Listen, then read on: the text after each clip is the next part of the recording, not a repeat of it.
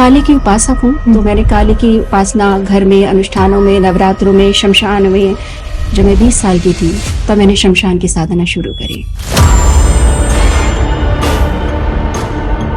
जब जिक्र आता है 10 महाविद्याओं का तो मन में एक भय होता है, क्योंकि 10 महाविद्याओं के जो स्वरूप हैं भयभीत करने वाले हैं। सबसे पहले काली है, एक तारा है, छिन्नमस्तिका है, भैरवी है, धूमावती है, कमला है, माँ षोडशी है।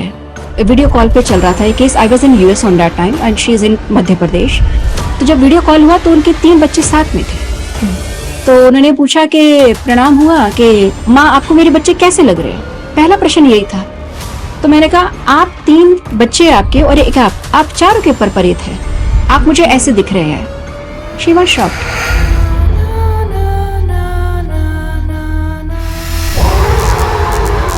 तो आपको लगता है कि 10 महाविद्याओं की साधना कहीं ना कहीं गुप्त तरीके से पीएम मोदी भी करते होंगे? बिल्कुल करते होंगे, बिल्कुल करते होंगे और करवाते भी होंगे। तो मैं यहाँ आपसे जानना चाहती हूँ, योगी आदित्यनाथ जी के लिए जिनके लिए कहा जाता है कि 9 नाथ 84 सिद्धों की शक्तियाँ तो 24 घंटे उनके साथ चलती है। एक गोरखनाथ का अगर कोई सन्यासी ही ऐसा डिसीजन ले सकता है जिसे पता है कि मेरे साथ शक्ति खड़ी है।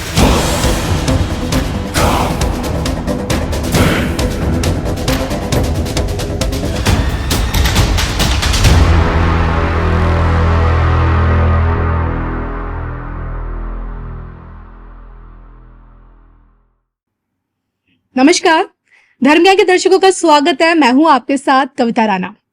चैत्र नवरात्र से ठीक पहले आज का जो पॉडकास्ट है जो मैं लेके आई हूँ वो पूरी तरह से 10 महाविद्याओं पर आधारित है। और आज हम ये जानने की कोशिश करेंगे कि आखिरकार 10 महाविद्या क्या होती हैं। चैत्र नवरात्र में हम शक्ति के जिन 9 रूपों को पूछते हैं, क्या ये वही 10 महाविद्या हैं? क्या मैं और आप 10 महाविद्याओं की पूजा आराधना कर सकते हैं? और इसी को समझने के लिए मंदिरों का देश हमारा जो भारत है, इसमें तांत्रिक शक्तिपीठ कौन कौन से हैं, ये जानने के लिए और इसे गहराई से समझने के लिए आज के जो मेरी मेहमान हैं अध्यात्म जगत से जुड़ी हैं, आइए हम उनका स्वागत करते हैं। शक्ति तंत्र की सबसे बड़ी उपासक माँ श्री गीतम माँ, और जो कि श्री त्रिपुर भैरव शक्तिपीठम वलसाड़ गुजरात से ही ताल्लुक रखती हैं। माँ गीतम, सबसे पहले तो माँ आपका स्वागत है। नमो नारायण। नमो नारायण माँ। पहली बार हम महा 10 विद्याओं को डिस्कस करेंगे आज के इस पॉडकास्ट में। और सबसे बड़ी बात है, आप जिस शक्ति पीठम से ताल्लुक रखती हैं, श्री त्रिपुर भैरव शक्तिपीठम, जो कि गुजरात के वलसाड़ में मौजूद है, मैं इसके बारे में आपसे समझना चाहूंगी। श्री त्रिपुर भैरव शक्ति पीठम के अगर ये बोलें कि स्थापना कैसे हुई यहाँ वलसाड़ में, तो ये कहानी आपको एक लगेगा कि आज भी ऐसा होता है।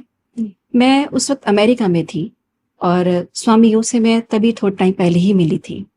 तो स्वामी जी से मैंने कहा कि मैं ऐसा साधक हूँ, मैं माँ काली की उपासक हूँ और आपके यहाँ भैरव का मतलब, उनसे मैंने कहा कि मैं भैरव क्या साधना कुछ करना चाह रही हूँ। तो एक कुछ ऐसी घटना हुई जिसमें स्वामी जी बहुत प्रसन्न हुए कि कुछ ऐसा प्रिडिक्शन था, कुछ ऐसा जो कि सटीक बैठा। तो उन्होंने कहा कि ये मैं बहुत खुश हूँ, तुमको एक मंत्र देता हूँ। तो मैंने जब उस मंत्र को किया, डे 1 जैसे मैं करने बैठी, तो एक होता है कि एक मंत्र जप कर रही हूँ, जस्ट एक बार उसका स्मरण कर रही हूँ और वो पता चल रहा था कि वो टर्न कर रहा है लाइट्स में और वो लाखों गुना हो रहा है, हजारों लाखों गुना कि एक एक के अंदर से आ रहा है। मैंने कहा बहुत तेज गति से चल रहा है, तो मैं थोड़ा रुक जाती हूँ। द नेक्स्ट डे मैंने फिर स्वामी जी को फोन किया कि आपने बोला कि आपके पास भैरव की स्थापना नहीं है और आपके आश्रम में ही भैरव हैं। अच्छा। मैं गुजरात कभी नहीं आई थी। तो उन्होंने कहा कि कहाँ पर है? तो मैंने कहा कि कहाँ पर है ये मुझे नहीं पता, पर आपके आश्रम में भैरव की स्थापना है, भैरव विराजमान है। तो स्वामी जी ने कहा, क्योंकि उससे पहले बहुत सारी चीजें हो चुकी थी जिसमें स्वामी जी को था कि हाँ जो भी है वो सत्य ही बोल रही हूँ, क्योंकि ऐसी सी चीजें कुछ बहुत सारी घटनाएं हमारे बीच में। तो फिर मैंने कहा कि ठीक है, मैं आज शाम को पूजा में बैठूंगी, then I will tell you कि कहाँ पर है भैरव आपके आश्रम में। तो शाम को पूजा में बैठी और मैंने तभी स्वामी जी को फोन किया कि आप वीडियो कॉल करें, आपके आश्रम में कहाँ पर है भैरव, मैं आपको बताती हूँ। तो स्वामी जी ने वीडियो कॉल किया, पूरे आश्रम का राउंड लगवाया और जब उस पॉइंट पर पहुंचे तो मैंने कहा दूर चले जाइए, वहां जो पेड़ है उसके नीचे एक पीठ है, वही भैरव है जी। तो जब उन्होंने देखा तो वहां पर एक पीठ, एक 2.5 फीट की एक शिला थी वहां पर। तो मैंने कहा यही भैरव है और इन्होंने ही मुझे बताया है कि मैं यहाँ पर हूँ और मेरी स्थापना करिए यहाँ पर। तो तब उसके बाद थोड़े टाइम बाद उस भैरव की शिला को रखा गया और आप यकीन नहीं मानेंगे, वो भैरव की जो शिला है वो एग्जैक्टली ऐसा लगेगा कैलाश मानसरोवर के वाले कट है उसमें। अच्छा। बिल्कुल। और बहुत बड़ी शिला नहीं है वो, बहुत छोटी सी शिला है वो। तो इतने आप वीडियो पे आप इतने बारीकी से नहीं देख सकते, पर जब वो रखा गया और जब उसका पूजन किया गया तब वो बिल्कुल कैलाश पर्वत की एक छवि निकल के आई। और जब उसको क्या बोलते हैं, जब पूजा के लिए ब्राह्मण को बनाया गया कि अब इसकी स्थापना हम लोग कर रहे हैं, तब भी उसमें इतने चमत्कार हुए कि ब्राह्मणों ने जैसा कहा कि इतना सारा तिल से उसको ढक देते हैं कि वो जागृत करेंगे उसको। तो मेरे को था जागृत है वो, आप क्या जागृत करेंगे? वो जितना तिल लाते जा रहे थे वो शिला 1.5 इंच से ऊपर बढ़ ही नहीं रहा था, मतलब ढक ही नहीं पा रही थी वो शिला।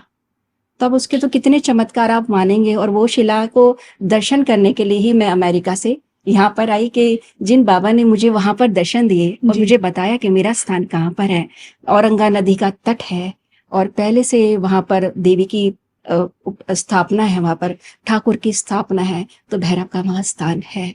तो मेरे तो वो हृदय के इतने करीब है कि जो भैरव मेरे लिए साक्षात बात करे, आप ये सोचिए कि वो कैसा होगा उसका अनुभव, मेरे लिए वो क्या होगी भैरव शक्ति पीठम। तो इसके पीछे आपके 25 सालों का आध्यात्मिक अनुभव है, तंत्र साधना, शक्ति साधना, भैरव साधना। हाँ, मैं काली की उपासक हूँ। तो मैंने काली की उपासना घर में, अनुष्ठानों में, नवरात्रों में, शमशान में, जब मैं 20 साल की थी तब मैंने शमशान की साधना शुरू करी। ओके। तो मेरी साधना को जो एक्सपीरियंस है, अगर ये कोई भय, तो भय नहीं, मेरे लिए आनंद की साधना है, बिल्कुल आनंद की, जहाँ माँ साक्षात मेरे लिए है, माँ बात कर रही है। तो उस अनुभूति को कैसे बताऊं मैं आपको। लेकिन आप भैरव साधना है, भैरव साधना से जुड़ी हैं, आप महाकाली की बात करती हैं। महाकाली की जब बात होती है तो हमें उनका रौद्र रूप नजर आता है। कभी आपको भय नहीं लगा? माँ का जब मैं पहली बार अपने जीवन, जो छोटी उम्र से मैं घर में जैसे साधारण पूजा पाठ होती है वैसा होती थी, सुबह शाम घर में परिवार में आरती होती है माँ दुर्गा की, ऐसा तो था कि कुछ इससे आगे भी है, पर किससे पूछूं।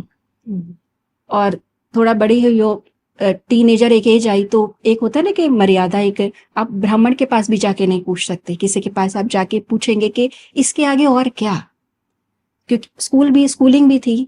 पर एक क्षण ऐसा आया कि किसी से मुलाकात हुई फादर के थ्रू ही, और वो वहां पर बहुत सारे लोगों को लेके गए वहां पर स्थान शमशान में।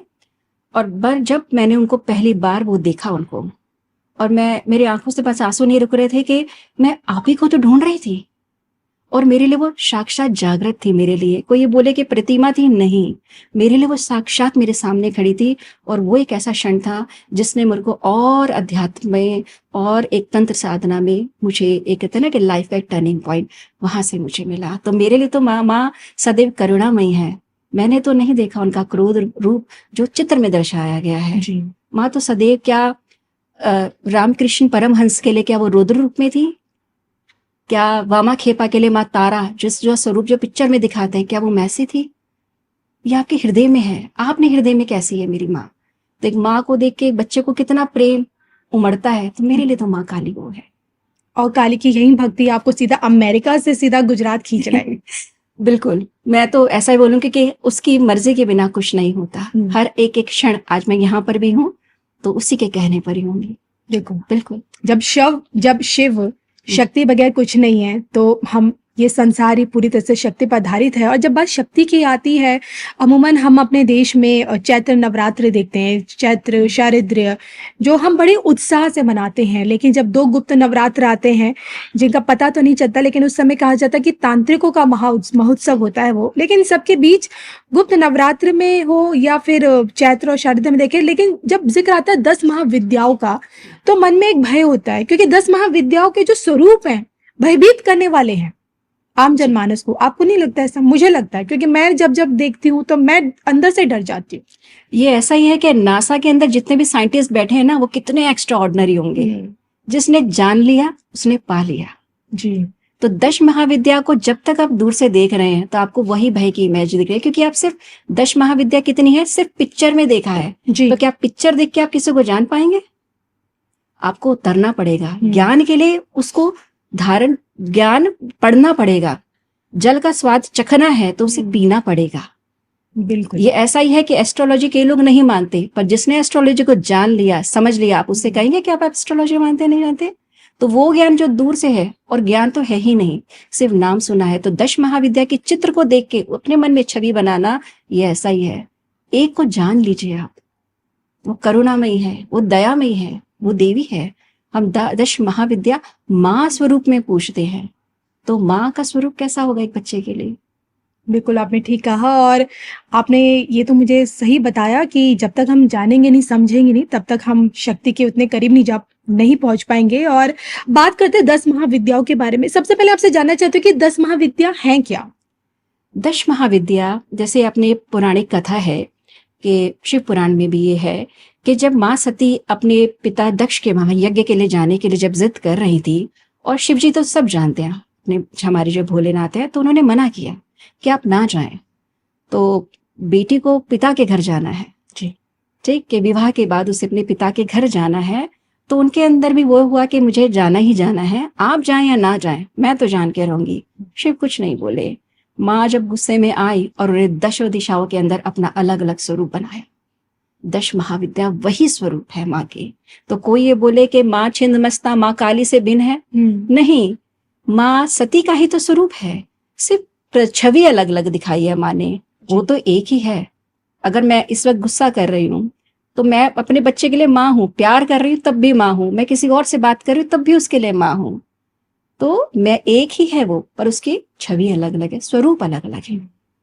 और ये अलग अलग स्वरूप किस नाम से जाने जाते हैं? सबसे पहले काली है, एक तारा है, छिन्नमस्तिका है, भैरवी है, और धूमावती है, कमला है, माँ षोडशी है।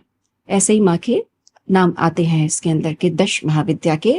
10 महाविद्या का एक श्लोक भी है कि जो लोग 10 महाविद्या की साधना करना चाहे, गृहस्थी है तो कोई गुरु मंत्र भी है, तो एक श्लोक भी आता है, काली तारा महाविद्या षोडशी भुवनेश्वरी।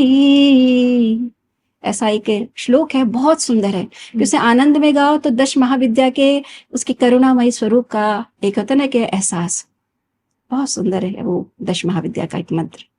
10 महाविद्या, माँ के 10 स्वरूप। और 10 स्वरूप से क्या ऐसा भी होता है कि 10 स्वरूप अलग अलग चीजों के प्रतीक भी होते हैं? बिल्कुल, ये अलग अलग चीजों के प्रतीक हैं। जैसे इसमें एक आता है कि नील सरस्वती, माँ सरस्वती जो है उसी का तांत्रिक स्वरूप है नील सरस्वती। अच्छा। कमला, जो माँ लक्ष्मी का जो तांत्रिक स्वरूप है वो माँ कमला है। इसमें ये भी है कि आप किस गुरु परंपरा से हैं, आप शक्ति के उपासक से हैं, दक्षिण मार्ग हैं या कौल मार्गी हैं। तो दक्षिण मार्ग से जब आप जाएंगे तो माँ लक्ष्मी की, महालक्ष्मी की पूजा करेंगे, अष्ट स्वरूपों की पूजा करेंगे। उसी लक्ष्मी को तब तंत्र मार्ग में जाएंगे, वाम मार्ग में जाएंगे तो हम उसको माँ कमला के रूप में पूजा करेंगे। तो षोडशी है, षोडशी माँ, जिसको माँ कामाख्या और माँ काली का एक स्वरूप को एक मिक्स कर दें उसको, तो जिसकी शक्ति जो है वो महाभैरवी है, और भैरवी अपने आप में भी है। तो आप ये बिल्कुल नहीं कर सकते कि बिल्कुल एक दूसरे से अलग है, ये सब कनेक्टेड ही है। मैंने कहा ना कि आपको बस अलग अलग छवि दिख रही है, उनके अलग स्वरूप दिख रहे हैं। जिसको 10 महाविद्या में जाना है उसके लिए अलग अलग मंत्र भी है। बिल्कुल, इसमें के बीज मंत्र का उच्चारण की ध्वनि काम करती है, और उसमें भी कि सामने वाले की फ्रीक्वेंसी क्या है। जब गुरु मंत्र देता है तो एक ही बीज मंत्र के उच्चारण अलग अलग होते हैं।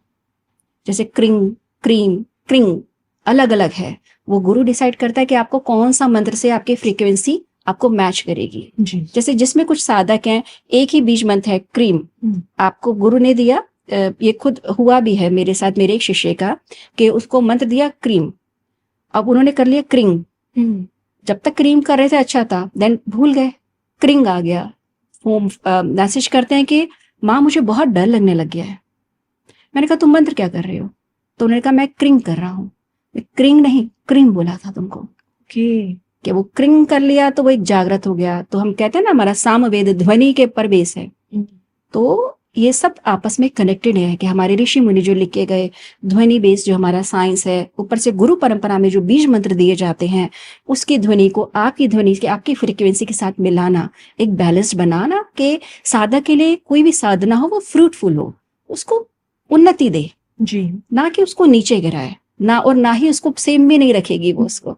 जब आप उस साधना को करते हैं तो आपको ऊपर ही जाएंगे आप हमेशा, चाहे वो आध्यात्मिक हो, आपका मेंटल पीस हो, एक एंजाइटी का रिलीफ हो, फैमिली हो, फाइनेंशियली हो, क्योंकि कोई भी माँ है वो अपने बच्चों को पूर्णतः एक खुश देखना चाहती है। तो वो 10 महाविद्याएं हैं जो एक तांत्रिक स्वरूप में आती है, मतलब उसको पूजा मैं जिस परंपरा से हूँ कि आप करते हैं तो बहुत जल्दी उसके आपको रिजल्ट दिखने लग जाते हैं।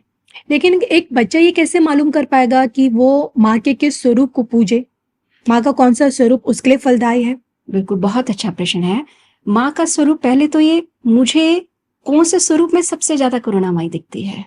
जैसे हम कई प्रश्न भी इसमें आते हैं कि हम बाहर माँ का ना मूर्ति प्रतिमा लेने जा रहे हैं, मूर्ति लेने जा रहे हैं, शेर का मुंह खुला होना चाहिए, बंद होना चाहिए, गणपति का जो सूंड है किस साइड होना चाहिए, बाहर, left right. There are so many myth. जी, मेरा उनका हमेशा एक सुझाव रहता है जिसमें तुम्हें वो दिखे कि वो मुझे देख रही है, जो भगवती का स्वरूप जिसमें उसमें करुणामयी और जो मुझे देख रही है प्रेम से, वो स्वरूप तुम्हारे लिए है, बस ये देखना।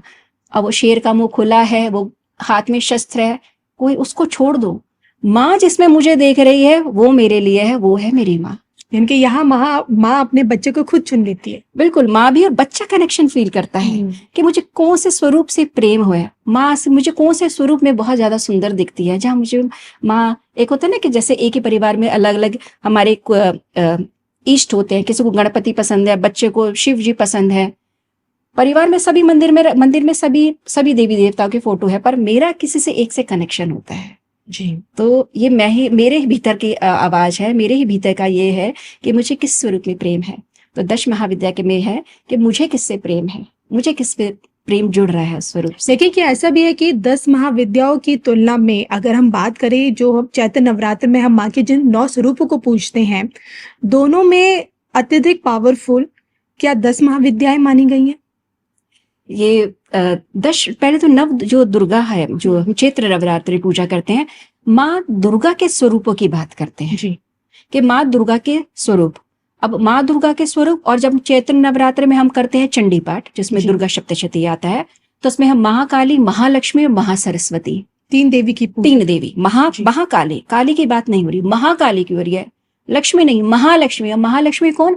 अष्ट स्वरूपणी। ओके, अष्ट स्वरूपणी क्या महालक्ष्मी, क्या लक्ष्मी सिर्फ धन से है? नहीं, ज्ञान से, वाहन से, संतान से, हर चीज का कि मुझे लक्ष्मी नहीं, मुझे अष्ट लक्ष्मी मिले। वो सबसे पहला मेरा शरीर, जी, अगर मेरा शरीर की अगर मेरे को माँ लक्ष्मी ने कृपा कर रखी है तो उससे मैं साधन को भोगूंगा, हर सुख मिले, हर सुख। महासुख। जी, बिल्कुल। तो अब यही है कि महालक्ष्मी, महाकाली और महासरस्वती। अभी मैं आपको बताती हूँ कि हमने एक बात करी दुर्गा 10 महाविद्या की, जिसमें मैंने कहा कमला जी, महालक्ष्मी का महालक्ष्मी। स्वरूप, सरस्वती नील सरस्वती, जी, दुर्गा हम लोग षोडशी।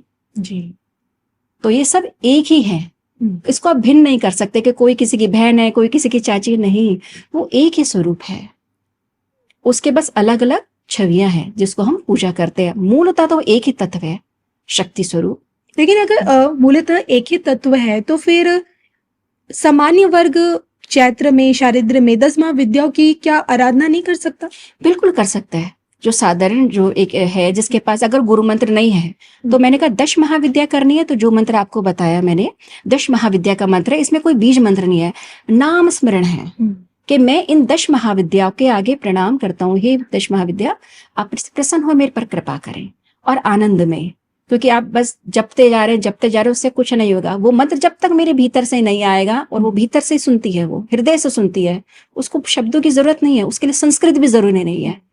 ऐसा नहीं है कि मेरी माँ जो है वो हिंदी में सुनेगी तो तमिल इनको नहीं सुनेगी, इंग्लिश में नहीं सुनेगी, उसको शब्द की जरूरत ही नहीं है।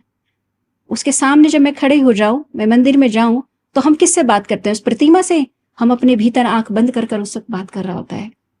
जब किसी मंदिर के पास जाते हैं, हम आंखें बंद करके उससे बात करते हैं कि माँ तेरे को प्रणाम करती हूँ, ये तो शब्द मैंने मैं बोले नहीं। समझती हूँ कि शक्ति को आप अपनी भक्ति से ही जोड़ सकते हैं, लेकिन कहा जाता है ना कि हर पूजा में कुछ रूल्स होते हैं, कुछ नियम होते हैं। जी तो इस 10 महाविद्याओं में भी कुछ ऐसे रूल्स हैं, कुछ नियम है कि अगर हम उसके विपरीत में जाए तो कष्ट भोग सकते हैं। जी। माँ दुर्गा का जो पहले साधारण जो समाज है, जो जगत है, वो किसी भी प्रेम से जो भोग लगाए वो ठीक है, स्वीकार्य है। कोई त्रुटि हो कोई बात नहीं, क्षमा याचना है। दश महाविद्या इस हम उसको बोलेंगे तांत्रिक फॉर्म है। Okay. और तांत्रिक फॉर्म क्या होता है? एक उग्र है बिल्कुल। जैसे मुझे अगर माँ कमला के पास जाना है, जो तांत्रिक फॉर्म ऑफ महालक्ष्मी है, अगर मैं उसको महालक्ष्मी के घर में पूजा करूं, थोड़ी बहुत त्रुटि हो जाए चलेगा जी। पर तंत्र एक ऐसा है कि मुझे यहां से चेन्नई जाना है, मैं पैदल जा रहा हूं या मैं बस से जा रहा हूँ, स्लो व्हीकल से जा रहा हूँ, धीरे धीरे जाऊंगा, कुछ एक्सीडेंट देर इज चांसेस कि मैं बच जाऊंगा। बट दश महाविद्या इज अ तांत्रिक फॉर्म। उसमें एक ऐसा है कि आप जेट प्लेन में जा रहे हैं, अगर आपका एक्सीडेंट हुआ तो आप नहीं बचेंगे। It's very slippery form. तो इधर उस खतरे से बचने के लिए सिर्फ आपका ये है कि आपके नियम लगते हैं, बिल्कुल स्ट्रिक्टली नियम लगते हैं, और वो नियम आपके गुरु डिसाइड करते हैं। इसमें आपकी क्षमा याचना नहीं है। आप गति से तो पहुंच जाएंगे, बिल्कुल उग्र जागृत मंत्र होता है, बिल्कुल उग्र तेज गति से उसके पास पहुंचेंगे। पर ये इतना ही है कि आप कार से जा रहे हैं या साइकिल से जा रहे हैं, स्लो, कहीं ठोकर लगी, चोटी लगेगी, थोड़ा सा बच जाएंगे, जान नहीं जाएगी। पर हाँ, ये तंत्र का मार्ग है, यहाँ कोई भूल चुक नहीं, यहाँ खुद की बुद्धि नहीं लगाई जाती, यहाँ गुरु के नियम पर चला जाता है बस। और तंत्र के इसी मार्ग पे चलकर अगर कोई व्यक्ति अपने किसी इच्छाओं की पूर्ति के लिए आया है, किसी लोभ के चलते आया है, तो क्या वहां माँ उसे देगी? ये जो है तंत्र का, जो आपने कहा कि मैं माँ से मांग रहा हूँ, पहले तो वो लोभ क्या मेरे लिए उचित है? क्या वो दूसरे को हार्म करने के लिए है? लोभ कैसा? खुद के लिए लाभ या दूसरे को क्षति पहुंचाने के बाद लाभ? एक माँ के दो बच्चे, एक बहुत ईमानदार सब कुछ है, दूसरा छल कपट वाला। माँ सुनेगी सबको, पर प्रिय कौन होगा? जो बिल्कुल ईमानदारी के साथ कर रहा है। माँ सुनेगी सबको, पर माँ का प्रिय बनना है तो आपको भी एक ईमानदारी, एक पूरी शुद्धता, पवित्रता वो धारण करनी ही होगी। जी। जैसे आपने जो प्रश्न किया है, मैं शायद लोगों के बीच में एक मिथ है कि माँ बुरा करती है लोगों का, तंत्र में, जो तंत्र की एक छवि समाज में खराब की गई है कि तंत्र से हैं तो एक नेगेटिविटी के साथ आप उनको देखते हैं। जी। तंत्र का मतलब देवी की उपासना से है यहाँ पर, या भैरव की उपासना से है, एक टॉप डीटी की साधना से है। जो आप बोलते हैं कि नेगेटिविटी वाला, तो मैं इसी मंच से बोलती हूँ कि जो भी नेगेटिविटी की बात करते हैं वो लोअर डिटीज के, नॉट डिटीज भी नहीं बोलूंगी मैं, जो होते यक्षिणी, पिशाच, ये जो भूत प्रेत, उसकी पूजा करने वाले होते हैं, जिनके साथ उनके एक डील होती है कि आप ये कर दीजिए, उसको हार्म कर दीजिए, and I will offer you this. तो आप ये बताइए कि हम कहाँ तंत्र की बात कर रहे हैं और यहाँ एक भूत प्रेत जादू टोने की बात चल रही है। तो लोगों को पहले तो ये समझना होगा कि तंत्र अलग है। तंत्र उस इष्ट ईश्वर के करीब पहुंचने का एक फास्ट मार्ग है, ना कि किसी को हार्म पहुंचाने वाला। और अगर माँ के इसी तांत्रिक रूप को जब हम पूछते हैं तो समय क्या होता है इसका? दश महाविद्याओं को पूजना के लिए और तांत्रिक के लिए कि हाँ, जब सूर्य जब ढल जाता है, रात्रि का जो समय है, आप रात्रि के समय दीपक जलाइए, दीपक के प्रकाश के अंदर उसकी साधना करिए और उसके स्वरूप को देखिए। हम जो दूसरा जो पूजा करते हैं दक्षिण मार्ग में, दिन में, रात में, कभी भी उसको प्रेफरली दिन में होता है कि आप अर्ली मॉर्निंग उठिए, पर इस मार्ग के अंदर वैसे तो कोई पर्टिकुलर टाइम है नहीं। 24 घंटे, जिस क्षण मुझे मेरी माँ का स्मरण आ जाए उस वक्त मैं माँ से कनेक्टेड हूँ। अब मुझे जरूरी है कि मुझे इस वक्त दीपक जलाना है या भोग लगाना है, हर वक्त भोग लगाना है। मैं यहाँ बैठी और अपनी माँ को सोचा, भगवती का स्वरूप को सोचा, मैं कनेक्टेड हो गई। देखिए, आपके काफी ऐसे शिष्य हैं जिन्हें आप इस मार्ग पे लेके चल भी रही हैं, तो कोई ऐसा कोई केस आया आपकी लाइफ में जिसने 10 महाविद्याओं की साधना अगर कोई व्यक्ति कर रहा है, उसके साथ कुछ पैरानॉर्मल एक्टिविटीज हो गई हैं? नेगेटिविटी सेंस में? नेगेटिविटी सेंस में जी, नेगेटिविटी सेंस में मैं आपको बताती हूँ कि एक केस था कि वो जब मंत्र दीक्षा हुई उनकी, तो पहले से उन्होंने, जैसे वीडियो कॉल पे चल रहा था ये case, I was in US on that time and she is in Madhya Pradesh. तो जब वीडियो कॉल हुआ तो उनके 3 बच्चे साथ में थे। तो उन्होंने पूछा कि प्रणाम हुआ कि माँ आपको मेरे बच्चे कैसे लग रहे हैं? पहला प्रश्न यही था। तो मैंने कहा आप 3 बच्चे आपके और एक आप चारों के ऊपर प्रेत है, आप मुझे ऐसे दिख रहे हैं। शी वॉज शॉक्ड कि आपने क्या बोला। कहते कि आप जो बोल रहे हैं वो सही है। वो मेरे को मेरा एग्जाम ले रही थी। मैंने कहा बिल्कुल बात सही है, आप चारों के ऊपर ये नेगेटिव एंटिटी है। कहते कि आप सही बोल रहे हैं, हम इतने टाइम से हम लोग ट्रीटमेंट करा रहे हैं और ये नहीं हो पा रहा, इसलिए हमें लगा कि आप मंत्र दीक्षा लेंगे तो सही हो जाएगा। तो मैंने कहा मंत्र तो मैं आपको नहीं दूंगी इस वक्त, क्योंकि नेगेटिव एंटिटी है। पहले तो आप दीपक उस घर में जलाया जाता है जहां पहले घर की सफाई करते हैं हम लोग। गंदगी अगर घर में जाले लगे, कूड़ा पड़ा है, उस घर में दीपक जलाने से क्या होगा? तो पहले घर को साफ करना होगा। तो उन्होंने क्या करा कि जो उनको एक चीज बताया मैंने कि आप ये करिए और ये सिर्फ मंदिर में आप ये जल रखिएगा और ये आप पाठ करिएगा। हनुमान चालीसा का ही मैंने उनको पाठ बताया कि आप हनुमान चालीसा करना आप पहले शुरू करें, धीरे धीरे सेल्फ क्लीनिंग खुद से शुरू करें। और मंदिर में जल रखा है उसको आप, उसके बाद आप चारों पीजिएगा उसको। यू विल नॉट बिलीव, उस लेडी को वो जो एंटिटी थी उसने ऐसा इल्यूजन क्रिएट किया कि जैसे वो जल को रखे और पीने लगे ना, तो उसको लगे कि वो उसमें पॉटी कर रही है, वो खाना खाए उसमें पॉटी कर रही है, वो उस जल को ग्रहण ही नहीं कर पाया। तो this is was an illusion created by that negative entity, क्योंकि वो चाहती ही नहीं थी कि जो बोला जा रहा है वो किया जाए। तो ये पैरानॉर्मल एक्टिविटी जो पहले से उनके साथ था, और वो कैसे रिस्ट्रिक्ट करते हैं। तो जिसके भी ऊपर ऐसे नेगेटिव एंटिटी होते हैं, प्रेफरेबल होता है कि आपके साथ कोई हो, क्योंकि आपकी माइंड के ऊपर उसका कैप्चर किया हुआ है, आप वो कर ही नहीं पाएंगे। तो ये एक एक्सपीरियंस था जिसमें उन्होंने मुझे बार बार कहा कि मैं क्या करूं, ऐसा है। मैंने कहा छोड़ दो, जल ग्रहण करना है। वो इल्यूजन क्रिएट कर रही है, आपको उसको नहीं सुनना, जो आपको कहा जा रहा है इस वक्त आप उसको सुनिए। बिल्कुल। और जब बात आती है 10 महाविद्याओं की पूजा पाठ आराधना में, और जब हम क्या हमारा आहार क्या उस वक्त पूरी तरह से सात्विक होना चाहिए? क्योंकि मैंने देखा है कि जो तांत्रिक भी 10 महाविद्याओं की पूजा आराधना करते हैं तो उनका आहार भी पूरी तरह से सात्विक नहीं होता है।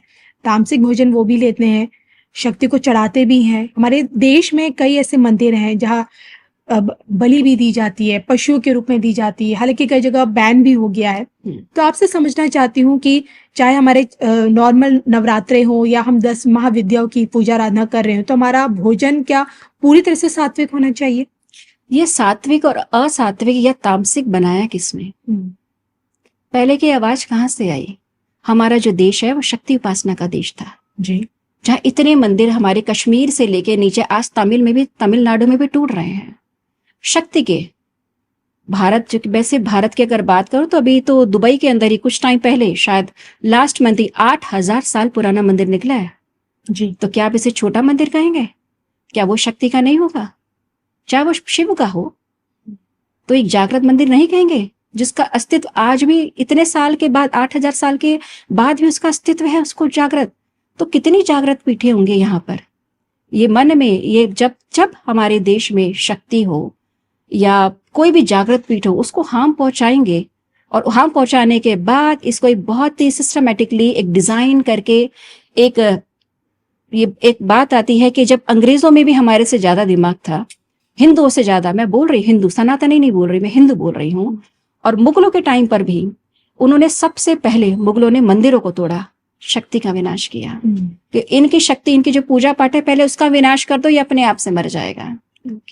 यही चीज अंग्रेजों ने भी पॉलिसी अपनाई, सबसे पहले इनके गुरुकुल को बंद कर दो, जो विद्या है, जो उनका ज्ञान का मार्ग है वो बंद कर दो, तो अपने क्रिश्चियन मिशनरी के जो भी है आप उनके पर थोप पाएंगे। तो शक्ति तो सदैव जागृत है और शक्ति सदैव जागृत होती रहेगी हमेशा। एक टाइम आएगा कि आप चलेंगे, पर आप कितनी चीज एक बार एक हेवी, एक हाई एनर्जी को दबा के रख सकते हैं? उसको तो आना ही है बाहर। आप देख रहे हैं ना, जगह जगह भैरव मंदिरों का निर्माण हो रहा है, देवी का। मैं तो त्रिपुर भैरव का ही बोलूंगी कि वो जगह भैरव की थी, शुरू से भैरव की थी। वो जो पोजीशन है, जोग्राफिकली जो लोकेशन है, दैट इज ऑन द बिल्कुल औरंगा नदी के तट पर वो जगह है। तो ये 100 साल 200 साल पहले या तब होगा, नदी के, समुद्र के पानी के नीचे होगा ये पूरा। देखिए मुझे ना आपकी बातों से सुन के ये ताज्जुब होता है कि देखिए शक्ति साधक तो मुझे समझ आता है, लेकिन भैरव साधना, और वो भी एक महिला। भैरव, मैंने इसमें प्रश्न में मेरे से भी पूछा गया, तो मेरा ये था कि क्या एक बेटी अपने पिता का सम्मान पूजन कर सकती है? हम ये बोलते हैं कि लड़की के लिए तो सिर्फ माँ है, आप पुरुष की पूजा नहीं नियम करें। आ जाते हैं कि आपको ब्रह्मचर्य का पालन करना पड़ता है? ब्रह्मचारिता तो पुरुष के लिए भी है। अगर आप विवाहित नहीं है तो ब्रह्मचारिता का पालन स्त्री और पुरुष के लिए दोनों समान है। और शादी के बाद अगर शादी है, अगर आपकी शुद्धता पे भी सवाल उठता है, अशुद्धता पे भी सवाल। कैसे शुद्धता और कैसे अशुद्धता? आपके मासिक धर्म में जब आप रह रही हैं तो आप कैसे भैरव साधना कर सकती हैं? बिल्कुल, ये प्रश्न मैं इसका तो बिल्कुल आंसर देना चाहूंगी कि मासिक धर्म के अंदर कुछ रिस्ट्रिक्शंस होती हैं, क्योंकि आपका जो ब्लड है उसका एक स्मेल होता है। जब आप बाहर जाती हैं तो नेगेटिव एंटिटी उसको अट्रैक्ट करती है उसके लिए। तो हम उसमें होता है कि हम लोग उस वक्त स्थान पर शमशान में नहीं जाते, क्योंकि दैट इज अ गढ़ ऑफ ऑल द नेगेटिविटी। वहां पर नेगेटिव भी है, पॉजिटिव भी है, सब कुछ है, पर उस वक्त वो उसको और अट्रैक्ट करती है। तो उस वक्त जब होता है कि अगर महीने में मुझे 4 या 5 दिन अगर ना जाना पड़े तो क्या मैं साधना छोड़ सकती हूँ? मेरा प्रिय अगर मेरा इष्ट भैरव है तो क्या मैं उसको छोड़ दूंगी? मुझे एक क्षण भी मिले ना उसे पूजा करने के लिए तो मैं पूजा करूंगी। अगर मुझे इतने ही उसमें करना है कि मैं 5 दिन नहीं पूजा कर पाऊंगी और ये 5 दिन मुझे अगर उस भैरव साधना से अगर मुझे रोक रहे हैं तो शायद मेरे अंदर उसकी भक्ति अभी उत्पन्न नहीं हुई है। तो मासिक धर्म में किया जा सकता है? मासिक धर्म में आप बिल्कुल घर में आप पूजा कर सकते हैं। जो मंत्र गुरु मंत्र है, मैंने कहा कि इस मार्ग में आपके गुरु के नियम लगते हैं। 10 महाविद्याओं की भी आराधना की जा सकती है मासिक धर्म? बिल्कुल की जा सकती है। कई विशेष पूजाएं ऐसी होती हैं जो कि अगर फीमेल साधक है और 10 महाविद्या से कोई भी देवी के स्वरूप की वो एक ही उपासक है, तो कई पूजा ऐसी होती हैं, अनुष्ठान ऐसे होते हैं कि जो सिर्फ और सिर्फ मासिक धर्म में किए जाते हैं। हम जब देवी कामाख्या का जब अंबुबाची मेला लगता है तो क्या है, वो गर्भ है, गर्भ जागृत है तो योनि से फ्लो आ रहा है उनका। और जितने भी विश्व में जितने तांत्रिक होंगे वो वहां जाके बैठ जाते हैं कि माँ जागृत स्वरूप में है। जब जागृत है तो उसकी हम जब मंत्र करेंगे तो हमें इसकी ऊर्जा मिलेगी। ओके। और वो चीज अगर हम बोलते हैं कि देवी का अगर स्त्री स्वरूप में, जिसमें माँ दुर्गा सप्तशती में कहती हैं, माँ का श्लोक आता है कि हर स्त्री के अंदर मेरा अंश है।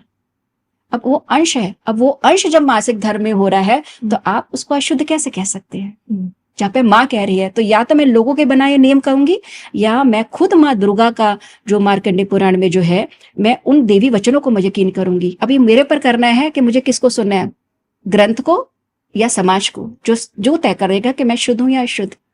देखिए, कहते हैं कि इसी दौरान पुरुषों की वहां पे एंट्री पूरी तरह से बंद हो जाती है अंदर गर्भगृह में। हाँ, फीमेल्स की भी बंद हो जाती है, क्योंकि फीमेल्स में जो भी इस मंदिर के जो मेन प्रधान के जो कमेटी के लोग हैं बस वही जाते हैं डेली अर्चना के लिए, अदरवाइज कोई नहीं जाता वहां पर। और उसके बाद जब ये पूरा जो 3-4 दिन का जो टाइम है, जब वो मंदिर खुलते हैं तो वो पट सबके लिए है। और वहां का प्रसाद भी क्या बोलेंगे कि वहां का जो वो जो वस्त्र होता है, रजस्वला का जो रक्त वाला वस्त्र है, वही प्रसाद है, वही तुम्हारी तांत्रिक ऊर्जा को जागृत करता है, क्योंकि आपने उसको ही ले लिया, उसका अंश मात्र आपने ले लिया। लेकिन उसकी प्राप्ति किसी को हो पाती है?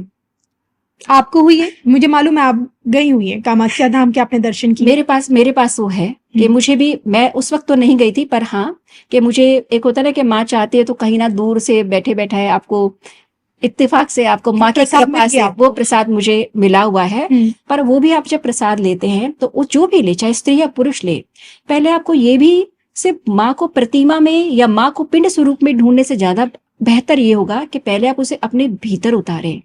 आप उस शक्ति को तो पूछ रहे हैं और घर में जो शक्ति, आप उसको भी इतना सम्मान दें जी, तब है ना आपकी शक्ति सुना कि आप पूरे अंदर तक उतर चुके हैं कि शक्ति को आप मानते हैं और शक्ति के ही वचनों पर आप यकीन कर रहे हैं। तो मेरे घर में जो स्त्री है ना, मैं उसे भी इतना सम्मान दूं जितना मैं माँ की प्रतिमा को सम्मान देता हूँ। लोग आपसे पूछने लगेंगे इस पॉडकास्ट में कि जो आपको प्रसाद मिला है माँ कामाख्या के दरबार से, उसका चमत्कार क्या है जो उसके पीछे इतने तांत्रिक, एक आम आदमी भी उसके पीछे पड़ा रहता है? माँ का प्रसाद है वो। अब माँ का प्रसाद, जैसे आपको सपोज करिए माँ का प्रसाद में आपको लड्डू मिला, आपने खाया, अब मुझे बताइए क्या चमत्कार? एक होती है ना, एक लोभ भरी लालसा भरी आंखों से लोग देखते हैं, चमत्कार में शक्ति आ गई है, ताकत आ गई है, उसके लिए बहुत इच्छाओं की पूर्ति हो गई है, उसके लिए बहुत लोग पैसे भी देते हैं। मैंने सुना है, मैंने कभी नहीं लिया ऐसा, पर मैंने सुना है। तो माँ का जब वो मुझे मिला कि माँ का प्रसाद, और तब तो मैं शादी भी नहीं हुई थी, बहुत छोटी उम्र थी मेरी। प्रसाद आपको पुजारी द्वारा मिला या? नहीं, मैंने कहा मैं तो दिल्ली में ही थी, मैं तो उस वक्त गई भी नहीं थी माँ कामाख्या वहां पर किसी के थ्रू होता मतलब मेरे तो सोचा भी नहीं था कि मुझे प्रसाद मिलेगा। तो किसी ने मुझे छोटा सा एक जो कपड़ा था वो दिया, और मेरे लिए तो ऐसा था कि पूजनीय है कि जैसे माँ की प्रतिमा आप घर में लाएं और बहुत एक मणि लाके मंदिर में रख दें, कीमती मणि, बहुत एक्सपेंसिव। तो वो लाके जब मैंने मंदिर में रखा और मैं तो उसकी पूजा करती थी, तो शायद वही मैं तो चमत्कार तो यही बोलूंगी कि आगे जाके मुझे माँ का वो स्वरूप मिला, जागृत स्वरूप, और मैं इस मार्ग में चलती चली गई। तो इससे बड़ा प्रसाद माँ का क्या बोलूंगी, क्या चमत्कार होगा इससे। बिल्कुल। चलिए, तो आपने मुझे बताया किस तरह से माँ कामाख्या के धाम से होने वाले चमत्कारों के बारे में और अम्बुबाची मेला, और बात हम अभी करें 10 महाविद्याओं को लेकर। और मुझे लगता है हम एक पॉडकास्ट में 10 महाविद्याओं को विस्तार से, तो मुझे नहीं लगता कि एक पॉडकास्ट में माँ के रूपों को इतने अच्छे तरीके से और बखान किया जा सकता है। अब बात अगर करें चैत्र नवरात्र की 19 मार्च से जिसकी शुरुआत हो रही है और जिसे बड़ी धूमधाम से आम जनमानस तो हमेशा से मनाता आया है, तो देखिए, आप शक्ति की इतनी बड़ी उपासक हैं, तो मैं चाहती हूँ कि आप धर्म ज्ञान के प्लेटफॉर्म पे लोगों को बताएं कि नवरात्रि का मतलब क्या होता है। शक्ति के जो 9 रात्रि होती है उस दौरान आम जनमानस को क्या करना चाहिए, ऐसा एक सरल तरीका शक्ति को खुद से जोड़ने के लिए। पहले तो नवरात्रि का जो उत्सव है वो सिर्फ ये नहीं कि बाहर का सेलिब्रेशन है, ये मेरे अंदर आत्मा, मेरे व्यवहार, मेरे आहार और मेरा जो है ना कि ऐसा एक उन सब की शुद्धता का है। सबसे पहले इसमें तो उपवास करो, आहार को शुद्ध करो, कम खाओ, ना कि फ्राइड फूड एंड नवरात्रि के नाम पर आप ज्यादा खाते हैं। आहार का शुद्धता का, पहले तो आहार जो मेरे भीतर शुद्ध जाएगा उससे मेरी बॉडी में क्या प्रभाव पड़ेगा। मैं कम खाना खा रहा हूं तो मैं थोड़ा ज्यादा एक्टिव रहूंगा। जब मैं साधना में बैठूंगा तो मुझे नींद नहीं आएगी जी। मैं हाईली फोकस्ड अपने उस मंत्र पर, उस इष्ट पे लगा पाऊंगा। अब यह है आहार। अब है मेरा व्यवहार। मेरा व्यवहार जब मैं उस वक्त बैठूंगा, माँ को स्मरण करूंगा, तो बाकी जो बातें हैं जो और सामाजिक नेगेटिव पॉजिटिव, मैं उनसे थोड़ा दूर रहूंगा। तो मेरे आहार को और मेरे व्यवहार को और मेरे भीतर की जो चेतना है उसको जागृत करना। जब मैं बैठूंगा और उसको स्वरूप को स्मरण भी करूंगा तो मैं उससे कनेक्शन फील करूंगा। तो ये जो है ना कि इसमें जो बिल्कुल हमारी इस प्रकृति के अंदर नवरात्रि का जो पर्व आता है, कोई भी, या चैत्र हो या शारदीय नवरात्रि हो या गुप्त नवरात्रि हो, ये विशेष वो 9 रात्रि हैं जिसके अंदर छोटी से छोटी एक सूक्ष्म एनर्जी भी जागृत होती है, पॉजिटिव। अब मैं उसका आवाहन कर रहा हूं तो मुझे वो उसकी जो मेरी है वो मुझको सुनेगी और मेरी वो इच्छा की पूर्ति करेगी ही करेगी। कई लोग तो स्पेशली इसमें इच्छा पूर्ति के लिए संकल्प करते हैं कि दिस इज माय विश, और मैं एक संकल्प ले रहा हूँ 9 दिन कि मैं आपका, जैसे दुर्गा सप्तशती का पाठ लोग ज्यादातर करते हैं, जो उनको संस्कृत नहीं आती, तो मैं तो उनको बोलना चाहूंगी चाहे संस्कृत आए या ना आया, आप हिंदी में या आपकी जो भी लोकल भाषा है, पहले आप देवी के स्वरूप को जाने। दुर्गा सप्तशती के अंदर माँ के कैसे कैसे स्वरूप का कब वो स्वरूप लेकर आई है। वो निराकार फॉर्म में थी, वो कैसे कैसे देवों के, सभी देवताओं के इकट्ठे हुए, इसमें शिव भी हैं, विष्णु भी है, ब्रह्मा भी है और बाकी जितने देव हैं, उनके बाद सबके तेज से जो एक तेज मिलकर एक दुर्गा सप्तशती में आता है कि सबके तेज से निकला एक तेज, और वो तेज एक फायर बॉल की तरह हो गया, जैसे सहस्त्र सूर्य हैं। अब सोचिए, इमेजिन करिए, सहस्त्र सूर्य ब्रह्मांड में एक साथ इकट्ठा हो जाए, वो फॉर्म थी। और तब उस फॉर्म को स्त्री के फॉर्म में वो टर्न हुआ, उसको बदला गया।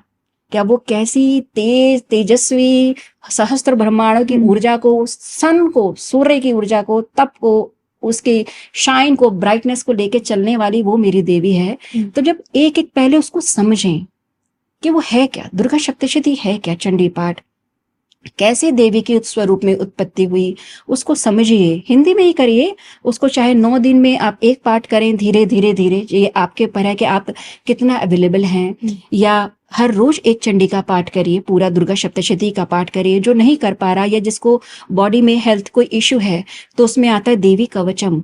अब देवी कवचम में वो इतना सुंदर लिखा गया है कि आपकी बॉडी के एक एक अंग कि मेरे लेफ्ट आइज की, मेरे राइट आइज की देवी ये रक्षा करे, नासिका में वो ऐसा कि नासिका में है ये मास मेरी रक्षा करे, मेरे होठों की, मेरी जीवा की, मेरे दांतों की, मेरी जंगा की, मेरे उंगलियों की, मेरे कंधे की, मेरे स्टमक की, हर एक एक अंग में देवी का आवाहन करके कि माँ मेरे इस अंग, एक एक अंग की आप रक्षा करें।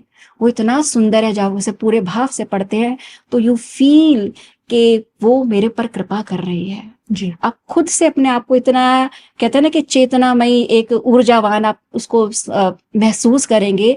ये सिर्फ कोई किताब नहीं है पढ़ने के लिए, ये धारण करने के लिए ग्रंथ है हमारे। तो ये है कि आप सिर्फ पढ़ना, जानना और अपनाना, धारण करना, देयर 3 डिफरेंट स्टेजेस। पहली बार आप कोई नए साधक हैं, वो दुर्गा सप्तशती पहले पढ़ेंगे, दूसरी बार में समझेंगे, तीसरी बार में अपने भीतर उतारेंगे। देखिए, आप स्वयं आपने अपना संपूर्ण जीवन अब तक का माँ शक्ति की साधना में हमेशा से लगाया है, और मैं ये मानती हूँ कि एक शक्ति साधक ही दूसरे शक्ति साधक को गहराई से समझ सकता है। और जब बात आती है देश के प्रधानमंत्री नरेंद्र मोदी की, तो हम सभी जानते हैं वो कितने बड़े शिव भक्त हैं, लेकिन उनकी शिव भक्ति भी शक्ति की उपासना से जुड़ी है। और हम सभी जानते हैं, हमें उनका अमेरिका वाला, जब ओबामा ने उन्हें डिनर पार्टी पे दिया था, तब हमें पता है उन्होंने सिर्फ नींबू पानी पिया था, 9 दिनों तक वो उन्होंने उपवास किया था। और वो पिछले से मुझे लगता है 35 से 40 या 40 साल, पिछले 45 ईयर्स से भी नवरात्र रख रहे हैं। बताया भी उन्होंने, शारद्र भी रखते हैं, चैत्र भी रखते हैं। आपको भी ये सब पता ही है। तो मैं आपसे जानना चाहती हूँ कि आपको क्या लगता है पीएम मोदी की जो शक्ति उपासना है, ये कहाँ से जागृत हुई होगी? कभी आपने कभी महसूस किया है? क्योंकि अब आप गुजरात को जान चुकी हैं, मोदी जी भी गुजरात से आते हैं, उनकी जो कुल देवी है उनके बारे में भी आप जानती हैं। शक्ति तो देखो हर जगह है, ठीक है। हम शिव को मानते हैं कि शिव जो है वो एक चित्र जो रहता है कि शिव भी उस शक्ति के नीचे ही है, शक्ति प्रधान ही है। चाहे वो भैरव हो, जगह जगह भैरव देखते हैं, तो भैरव जो है, भैरव के बारे में जानेंगे तो भैरव कोतवाल की तरह खड़ा है। हर शक्ति पीठ जितनी भी आप देखेंगे, जितनी भी जागृत शक्ति पीठ है, जब हम करते हैं बात, हर एक का एक भैरव है जो कि एक एज ए गार्ड की तरह वहां पर है। किसके गार्ड? शक्ति का गार्ड। शिव की बात करेंगे किसका, कि शिव किसके हैं? काली के, देवी के, वो भी है। हम बात करें कोई हनुमान जी का, हनुमान जी राम जी तो खुद उपासक, उन्हें जब युद्ध के लिए जा रहे थे तो उन्हें काली की और बगलामुखी की उन्होंने साधना करी।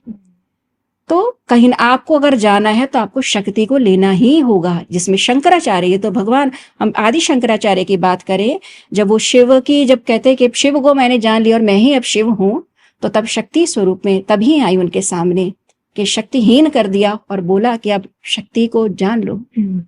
तब उन्होंने जो देवी को जाना है और उनकी स्तुतियां लिखी हैं जितनी खूबसूरत, कि शक्ति के बिना तो आप चल ही नहीं सकते। अब बात करते हैं नरेंद्र मोदी जी की, और ओबामा के नींबू पानी में रहा। आपके सामने चाहे 100 ओबामा हो जाएं, क्या वो शक्ति के बराबरी कर पाएंगे? नहीं। जो देवी उपासक है उससे आप कभी पूछिए कि आपके लिए सर्वप्रथम कौन है, ओबामा, 100 ओबामा, या मेरे वो इष्ट, मेरी देवी? हमेशा बोलेगा मेरी देवी। अगर उसने जो नियम है, जो ठाना हुआ, जो संकल्प के साथ वो चलते हैं, तो आज आप देख लीजिए ना कि कहाँ वो कैसे थे। पहले वो देवी के अपने उपासक थे, पहले सीएम थे, प्रधानमंत्री, आज पूरे विश्व में उनका नाम है। तो शक्ति उपासन अगर, तो क्या बोलेंगे कि शक्ति की कृपा नहीं है उनके ऊपर? तो आपको लगता है कि 10 महाविद्याओं की साधना कहीं ना कहीं गुप्त तरीके से पीएम मोदी भी करते होंगे? बिल्कुल करते होंगे, बिल्कुल करते होंगे और करवाते भी होंगे। जितने भी आप आज भारत के अंदर जितने भी आप टॉप रिचेस्ट मैन देखेंगे, वो सबकी साधनाएं चलती रहती है। अब वो पब्लिकली आके बताएं ना बताएं ये अलग बात है, पर जितनी भी शक्ति जागृत पीठे हैं, चाहे वो कामाख्या हो, चाहे वो बगलामुखी है, ये सबको शक्ति में आना ही होता है और आ रहा है। सब लोग ये शक्ति उपासना है, तभी उनके देख ली ना उनके रिजल्ट के आज कहाँ पर है। जितने भी शक्ति उपासना, अब ये भी नहीं कि जो भी सारे शक्ति उपासना सब मोदी बन जाएंगे। मुझे क्या चाहिए, मेरा उद्देश्य क्या है, तो वो आपको हेल्प करती है। देखिए, पीएम मोदी जी का अब तक का जो जिस तरह का बैकग्राउंड रहा है, एक आध्यात्मिक जीवन उन्होंने जिया है और एक सन्यासी जीवन भी उनका रहा है, तो उसको देखते हुए आपको क्या लगता है कि देवी के किस रूप को उन्होंने पूजा होगा? एक वैसे अगर आप बता दें। मैं बिल्कुल इसका जवाब मैं ऐसे करूंगी, अब मोदी जी को कौन सा स्वरूप प्रिय लगता है, क्योंकि मैंने कहा कि वो बच्चे के लिए को तो माँ के सब स्वरूप प्रिय हैं। अगर वो पॉलिटिक्स में जैसे ये पॉलिटिक्स में इतनी ऊंचाई पर हैं, तो जरूर उनके बगलामुखी के जो है कि यज्ञ के लिए बगलामुखी की साधना में वो खुद करते हो या नहीं करते, पर हाँ एक टीम तो बिल्कुल जरूर है जिसके लिए हम कहते हैं कि बगलामुखी, क्योंकि वो आपको बहुत प्रोटेक्ट करके रखती है। पॉलिटिक्स में आप आए हैं तो 100 लीडर हैं और आपको एक चुना गया है, तो मतलब 99 तो बाय डिफॉल्ट आपके एनिमीज बन गए हैं जी। अब आप देश में हैं, अब एक देश के आप नेरा प्रधानमंत्री हैं, तो वर्ल्ड में कितने प्रधानमंत्री हो और सबको अपना नाम चाहिए। बिल्कुल। तो प्रधानमंत्री का पोस्ट में तो आप ये सोच ले कि शत्रु प्रिय आपके कम होंगे और शत्रु अधिक होंगे, परसेंटेज वाइज भी देखें तो कितने अधिक होंगे। तो माँ की जो भी आपके कुल देवी हैं, जो कि गुजरात में है, तो गुजरात के वो सीएम बने, तो उनकी कृपा बिना ये कैसे हो सकता है। बिल्कुल। और आपके ऊपर क्या और नहीं लगे होंगे दूसरे धर्म वाले कि हम इनके ऊपर उनको गिरा दें, इनको डैमेज करें, इनको हार्म करें। जहां से उनको प्रोटेक्शन मिल रही है तो कहाँ से, उसी शक्ति से, उनकी कुल देवी से, उनकी कुल देवी से, बागलामुखी रूप से। बिल्कुल, माँ की कुल देवी की आप पूजा, कुल देवी हो कोई भी स्वरूप में आप शक्ति की पूजा करें, वो आपको प्रोटेक्ट तो करती ही करती है। वरना तो अगर ना हो उसकी कृपा तो कौन एक दिन टिक पाए। इतने शत्रु बताइए, कितने सत्य और उससे ज्यादा असत्य जो फैलाया जाता है, उसके बीच में मेंटल पीस में आपको रह के एक इतने बड़े अपने देश के जनता के लिए डिसीजन लेना, ये कोई आसान बात नहीं है। बिल्कुल, नामुमकिन को मुमकिन कर दिखाने वाले पीएम मोदी को भी बचाने वाली अगर कोई है अब तक, तो मैं भी यही समझती हूँ, वो शक्ति ही है, परम शक्ति है। और जब बात आ जाती है शक्ति को लेकर, तो मैं तो हमेशा न्यूज में यही देखती हूँ कि नवरात्र में योगी आदित्यनाथ कन्या पूजन करते हुए मुझे हमेशा दिखते हैं। जिस नाथ संप्रदाय से आते हैं, वो संप्रदाय तांत्रिकों की सबसे बड़ी पीठ मानी जाती है जी। तो मैं यहाँ आपसे जानना चाहती हूँ, योगी आदित्यनाथ जी के लिए, जिनके लिए कहा जाता है कि 9 नाथ 84 सिद्धों की शक्तियां तो 24 घंटे उनके साथ चलती है। बिल्कुल, योगी आदित्यनाथ जी के लिए तो मेरे हृदय से उनको इतना एक रिस्पेक्ट है कि जिन्होंने अपनी एजुकेशन मैथ्स ऑनर्स में उन्होंने अपना बीए करा, क्योंकि उनको देखकर लोगों को लगता है कि शायद पढ़े लिखे तो होंगे नहीं, बचपन में संन्यास ले लिया होगा, उन्होंने अपना मैथ्स ऑनर्स किया है, उन्होंने बीए जो है। तो एक आप उसको समझ सकते हैं कि क्या उनका क्वालिफिकेशन है, जो मैथमेटिक्स के अंदर जिसकी स्पेशलिटी हो, दिमाग बहुत तेज होगा। ठीक है। दूसरा, अध्यात्म के अंदर उन्होंने नाथ संप्रदाय से जो दीक्षा ली, जो कि एक जागृत तंत्र का है, गुरु गोरखनाथ का। गुरु गोरखनाथ शिव के जो उपासक, शिव का है आगे शक्ति, तो बिना शक्ति के वो भी इतना अचीव नहीं कर पाएंगे। मैंने कहा ना कि जो भी आज ऊंचाई पर है, वो सब के सब, चाहे पब्लिकली या पीछे से, सब शक्ति की साधना में हैं। अब ये मेरी इच्छा है, वो तो भगवा के धारी हैं, तो लोग जानते हैं कि उनके क्या वो डिसीजन लेते हैं, उनके यूपी का क्या स्वरूप बदला है कि इतनी हिम्मत चाहिए। वो हिम्मत कहाँ से मिली? एक गोरखनाथ का अगर कोई सन्यासी ही ऐसा डिसीजन ले सकता है, जिसे पता है कि मेरे साथ शक्ति खड़ी है। बिल्कुल, आपने सही कहा कि शक्ति जिसके साथ रहती है वो हमेशा अजय ही रहता है। अब जब बात हो रही है एक तांत्रिक साधक से, और बात हम तंत्र मंत्र की भी कर रहे हैं, क्योंकि शक्ति के तांत्रिक रूप को यहाँ पे हम डिस्कस कर रहे हैं, इस पे चर्चा करें, इसलिए अब मैं आपसे जानना चाहूंगी कि हमारे देश में जो 5 तांत्रिक शक्ति पीठ है, जिसमें से हमने कामाख्या जो शक्ति पीठ है उसके बारे में आपसे जाना, इसके बाद आता है तारापीठ, जो मुझे लगता है पश्चिम बंगाल में है। पश्चिम बंगाल में चुनाव भी है, अगले ही महीने चुनाव है जी। अब ये तो मैं आपसे नहीं पूछूंगी कि माँ तारापीठ की इस बार आशीर्वाद किस पे रहेगा, मोदी जी पे रहेगा, ममता बनर्जी पे रहेगा, बता दीजिएगा जाते जाते। लेकिन इस तारापीठ शक्ति का जो ये सबसे बड़ा केंद्र है, इसके बारे में, इसके रहस्य के बारे में आप कभी गई? मैं वहां गई तो नहीं हूँ, पर मेरी जाने की, इसी वर्ष जाने की इच्छा है। माँ तारा, जिनके बहुत बड़े उपासक हुए वामा खेपा। अच्छा। वामा खेपा, जिन्होंने अपने बचपन में ही अपने घर को त्यागा, और मैंने कहा ना कि माँ तारा किसी को बहुत ही विकराल और उग्र दिखती होगी, पर जिसने उसको पा लिया उसके लिए तो दयामयी, करुणामयी है। माँ तारा के वामा खेपा के इसमें ये भी आता है कि जब उनको मंदिर का पुजारी उसको बनाया गया, भोग लगाने की व्यवस्था, उनको क्या आप माँ को भोग लगाएंगे, और वहां के जो पांडे थे उस वक्त, तो उनको पसंद नहीं था कि कहाँ ये पागल सा बिना कपड़े कुछ भी कभी भी करता रहता है, ये कैसे माँ को भोग लगा सकता है। तो उन्होंने माँ को खाना खिलाने से पहले खुद खा लिया, और ये देखा जब दृश्य वहां के पांडवों ने, तो उनको पीटा और बाहर निकाल दिया। वामा खेपा जी आके शमशान में आके लेट गए। और मतलब उनको तो ये था कि भोजन मुझे अच्छा नहीं लग रहा था, इससे तुम्हें खाना खिलाया। तो वहां उस वक्त वहां की जो रानी थी, उनको माँ तारा दर्शन देती है कि तुमने मेरा जो प्रिय शिष्य था कि उसको तुमने मारा और पीटा है, तो तुम उसको, उसने खाना नहीं खाया, मैं भी तुम्हारा भोजन ग्रहण नहीं करूंगी, अगर तुम नहीं लेके आओगे तो मैं स्थान त्याग दूंगी।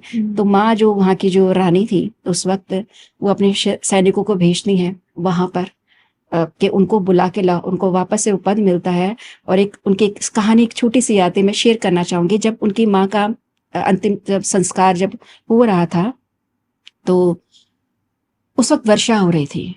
जब पूरा आयोजन था भोजन का, जो मृत्यु जब हो जाती है उसके बाद जब भोजन कराया जाता है, तो उसके लिए बहुत सारे लोग आए भोजन खाने के लिए। तो वर्षा हो रही थी, तो जब उन्होंने देखा कि मेरी माँ का जो मैं पूजन कर रहा हूँ, उनके जाने के बाद भोजन की व्यवस्था है, उन्होंने एक स्टिक ली और अपने घेर के चारों तरफ उन्होंने वो बॉर्डर बना दिया। एक क्षेत्र पर, एक सुरक्षा क्षेत्र जैसे बोलते हैं ना, पूरे गांव में वर्षा हुई, सिर्फ उस क्षेत्र पर वर्षा नहीं हुई। तो ये माँ की कृपा, जिस भक्त को अपनी माँ के ऊपर इतना यकीन हो, तो जब जितना ये आपके ऊपर है कि मेरे को उस पर दृढ़ विश्वास कितना है, वो तो सदैव है, वो तो हर जगह है, मेरा कितना प्रेम है जी। तो ये है माँ तारा। और छिन्नमस्तिका?